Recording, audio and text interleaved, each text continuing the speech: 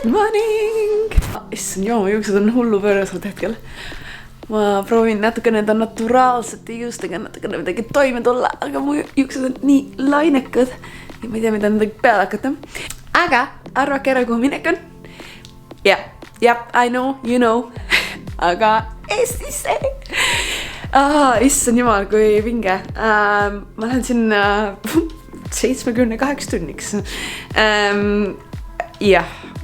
That's a short period of time. Aga ma pidin mingi valikut tegema nii-öelda. Et mul on vaja enda tooted siia Taani tuua. Ja töölt ka vabaks ma rohkem ei saanud võtta, kuna ma pean 4 päeva veel karantiinis olema, kui ma tagasi tulen. Ehk siis ühesõnaga.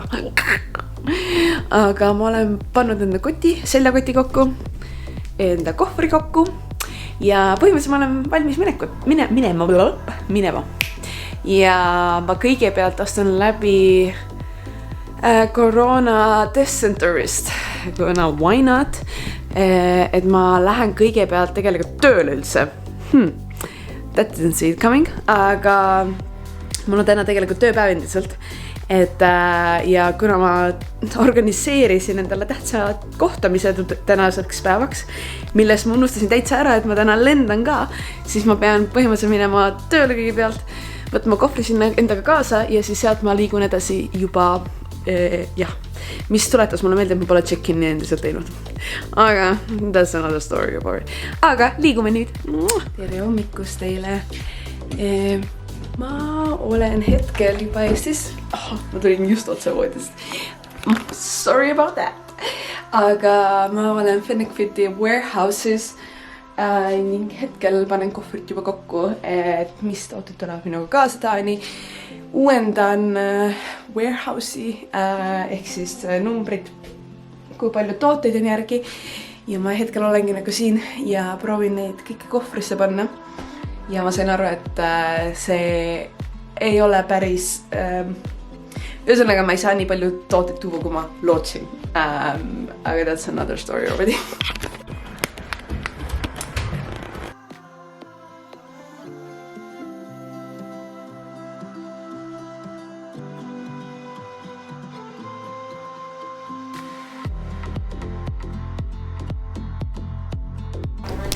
Me müüsime just ühe toote täiesti välja.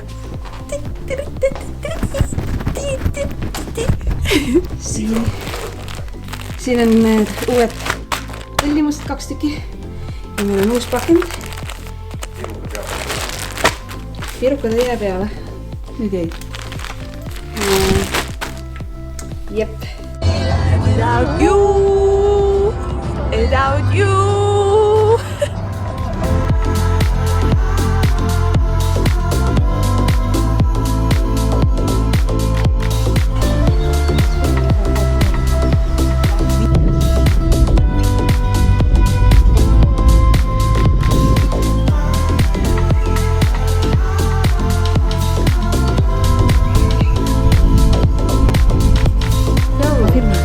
Naudi päevad. Filmin. Tšauki. Ühesõnaga, ma mõtlesin, et ma pakin siin pakke ja samal ajal räägin teiega, et miks ma viin nii palju tooteid Taani. Et kui sa oled mind jälginud minu sotsiaalmeedias, siis sa võib-olla tead, et ma lõin Taanis firma, mis on siis Fennecfit, OÜ nii-öelda Taani reeglite all ja Taani kohaselt nii-öelda. Ja põhjuseks, miks ma tegin Taanis firma, oli siis nagu see, et teha firmat suuremaks. Mul oli Taanis väga palju võimalusi või vähemalt mul on praegult ja ühesõnaga üks asi viis teiseni ja võimalust all ma võin rääkida natuke täpsemalt ka, et mul on võimalus investorid saada enda firmasse, kui ma soovin. Mis tähendab seda, et ma saan täiskiirusega edasi minna ja loodetavasti kasvada 2 turus kiiremini nii-öelda. Ja teine põhjus oli ka see, et mul aasta alguses ma mõtlesin, et kas ma panen Fenifiti täiesti kinni või siis jah, liigun edasi nii-öelda ja teen suuremalt ja uhkemalt nii-öelda. Kuna see siiamaani 3 aastat nüüdseks on see firma olnud kui hobiprojekt mulle ja ma ei jaksanud enam samamoodi edasi liikuda. Sorry. Ning sellepärast ma otsustasingi, et okei, et ma pean mingid muutused tegema või vähemalt jah, kuhugi suunast liikuma nii-öelda. Et see on minu unistus olnud aastaid, et mul on spordirõivast või vähemalt mul on mingi riietefirma. Ütlesi üks põhjus, mis oli ka, siis ma olen alati soovinud Taani firmasse minna või Taani turule minna, aga kui ma ei läinud selle pärast, kuna esimesel aastal ma tulin kõigepealt mustritega välja ja siis üks kollektsioon päris ei tulnud nii välja, nagu ma soovisin. Ja ühesõnaga ma ei soovinud, mustrid ei müü Taani turul ja see teine kollektsioon lihtsalt ma ei saanud tulla sellega Taani turule. Et ma ei natukene blokeeritud nii-öelda tulemaks Taani turule ja esimene võimalus, mille ma Taani turule saaksin tulla, oligi siis, kui see suvekollektsioon Türgis tuli välja. Ning mis oli siis esimene siis nii-öelda natukene taanilik kollektsioon. Ja peale seda tulid nüüd sinine ja siis tuli must ka. Ühesõnaga, kõik need kollektsioonid on tegelikult, mis sobib väga-väga hästi Taani turule. Ja kuna ma ei saanud tulla ainult 3 tootega, siis ma pidin tulema uute kollektsioonidega välja, et saada midagi ka Taani turule nii-öelda. Long story short, aga ühesõnaga põhjused olid mitmeid, ma õppisin esimestel aastatel, kuidas enda vigadest ja kollektsioonid ei sobinud otseselt Taani turule ja nüüd ma tunnen ennast kui valmis ka, et ma isiklikult ka, ma ei osanud lihtsalt, ma mõtlesin kogu aeg, et kuidas ma teen seda, ma ei teadnud ja ma siiamaani muidugi ei tea, aga ma tunnen palju kindlamalt, et ma tunnen, et see on see õige aeg, et astuda see samm ja liikuda edasi nii-öelda.